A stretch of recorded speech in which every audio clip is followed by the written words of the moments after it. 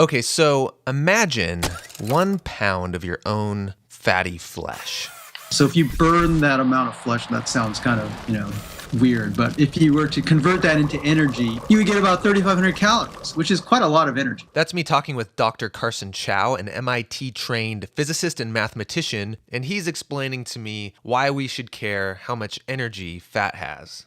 In order for you to live and function, you need to burn energy to keep your heart beating, all your organs going, and also to move around. But energy doesn't come for free. So if you're not consuming enough calories, you're going to burn that energy with your own fat. And so a lot of diet books like to teach people this rule, but the problem is it's wrong.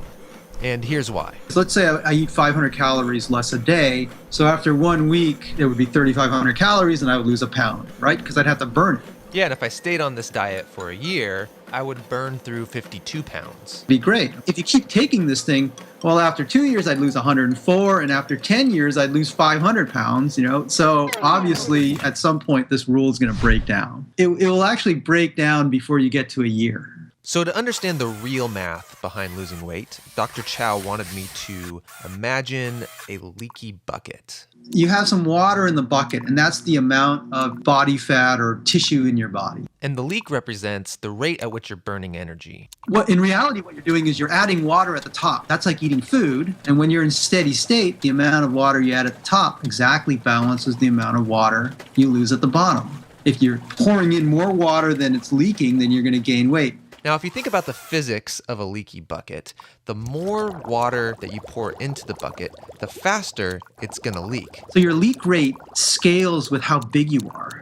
And this is a well-known fact that the larger you are, the more energy you burn. You're going to burn more energy because it takes more energy just to move a larger mass. You have more tissue, and just to keep that tissue going, it takes more energy.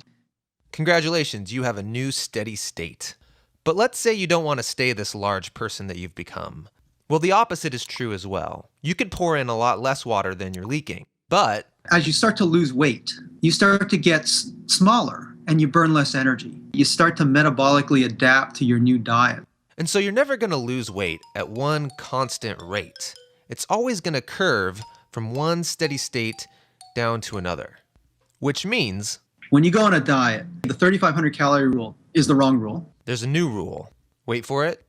The new rule is for every 10 calories you eat less, you will lose a pound. But it will take you about 3 years or more to see the full effect of your diet, which is still pretty good.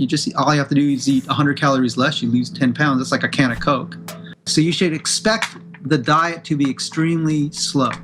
Right, but nobody wants a slow diet. We all want to lose 20 pounds for this summer. What's wrong with just focusing on losing weight rapidly? The problem is, once they're down at that new weight, they have to be vigilant for the rest of their life. Because losing weight is slow, gaining weight is also slow. But it slowly creep up, and then 2-3 years later, bang, it hits them. They're back to where they were. So the mathematically approved rule for weight loss, for every 10 calories I don't eat a day, I'll eventually lose 1 full pound.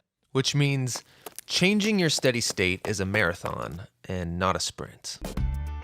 Hey guys, this is Todd. Thanks so much for watching. If you want to have life-changing epiphanies like this one delivered automatically every single week, make sure you subscribe. Also, through Facebook, Twitter, and Google+, we asked you, what would you advise people who are trying to take the slow path to losing weight? And here's what some of you said.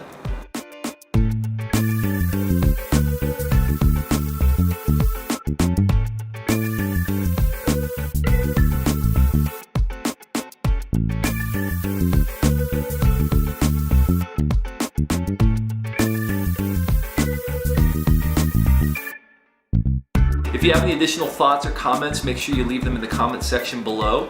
And make sure you join us next week when we're going to talk about the differences between white bread and sugar, or are there actually any differences? We'll find out. See you next week.